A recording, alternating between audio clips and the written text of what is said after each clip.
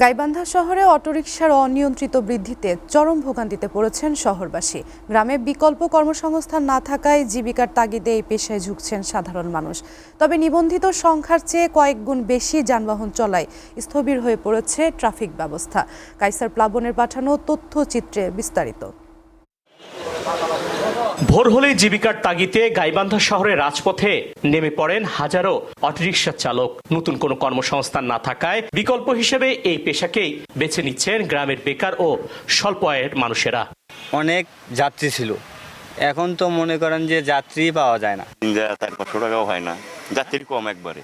অতিরিক্ত যানবাহনের চাপে এখন প্রতিদিন স্থবির হয়ে পড়েছে শহরের প্রধান প্রধান সড়কগুলো।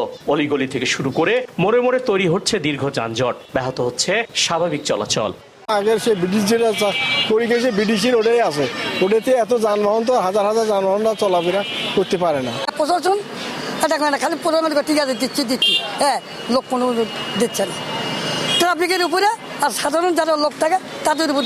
পৌরসভার তথ্য বলছে শহরের নিবন্ধিত অটোরিকশা রয়েছে ৩৫০০, অথচ আশপাশ উপজেলা থেকে প্রতিদিনে ঢুকছে ১০,০০০-এর বেশি। ফলে শৃঙ্খলা বজায় রাখতে হিমশিম খাচ্ছে পুলিশ।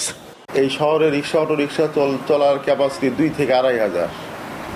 এইখানে আপনার রিক্সা অটোরিকশা আছে 10,000-এর উপরে। রিক্সা অটো যাত্রী আসতেছে, যাত্রী ওই রাস্তার উপরেই লোক উঠাচ্ছে, রাস্তার উপরেই নামাচ্ছে। এই মূলত সমস্যা। এটা যানজট নিরসনে রুট নির্ধারণ ও স্থায়ী স্ট্যান্ডের পরামর্শ দিচ্ছেন বিশিষ্টজনরা। সেই সঙ্গে গ্রামীণ অর্থনীতিতে বিকল্প কর্মসংস্থান তৈরির তাগিদও তাদের।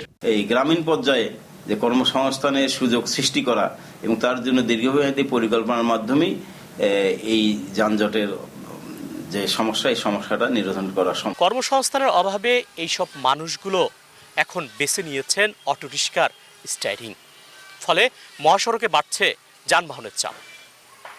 স্থানীয়রা বলছে অটো নিয়ন্ত্রণ নয়, এইসব মানুষগুলোর জন্য বিকল্প কর্মসংস্থান এখন জোরালো দাবি তাদের।